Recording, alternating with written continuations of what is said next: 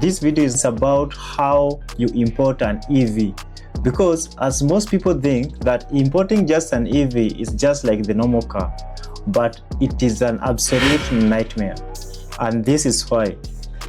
The journey from UK ports like the Southampton port or Yokohama port in Japan takes roughly 40 to 45 days, depending on which port you are shipping the car from and your destination port. The electric vehicles undergo what is called the phantom discharge. That is, the computer of the car stays alive even if the car was driven into the ship and has been parked. So yes, it is off, but the computer of the car stays alive. So the battery keeps on discharging, and by the time the ships arrives at the port of destination, now that is around after 45 days, the car is completely dead. Using the shipping for roll on and roll off, the cars are parked bumper to bumper. So if you try to remove this car, you realize the car cannot move, and it becomes now even a headache,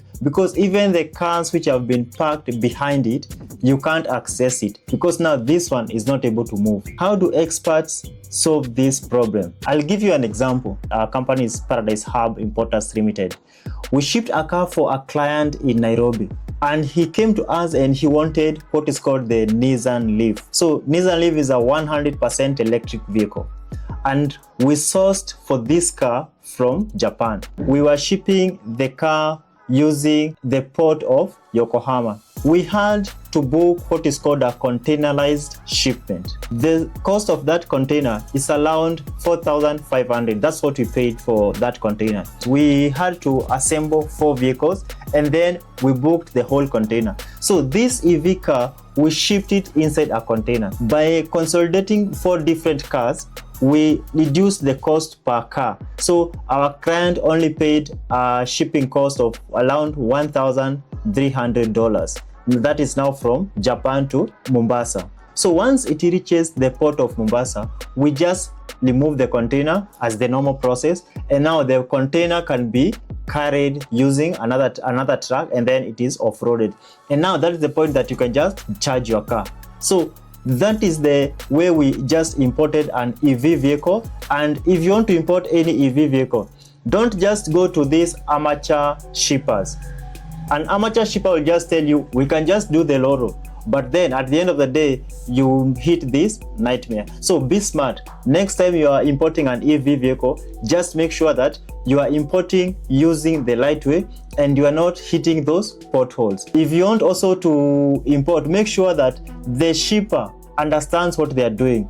From the point that you give them the order to source the car from Japan or from UK, to the point that they are taking the car to the shipping and being given the shipping note and the bill of landing and everything. So they need to know, because there are also some ships which are refusing totally to ship those EV vehicles. So you have to use other ways. So these EV vehicles, they have become a nightmare for most of the shippers because the ships are old, so they don't have a dedicated part that you can plug in your car and charge it once it reaches the port of destination. So if you want to import any car, be smart, make the right decision, and if you like to us to import for you, from the sourcing of the car to the shipping and doing everything, give us a call. Our contact is in the video description. Our website is paradisehub.co.ke. Until next time, be smart. Thank you.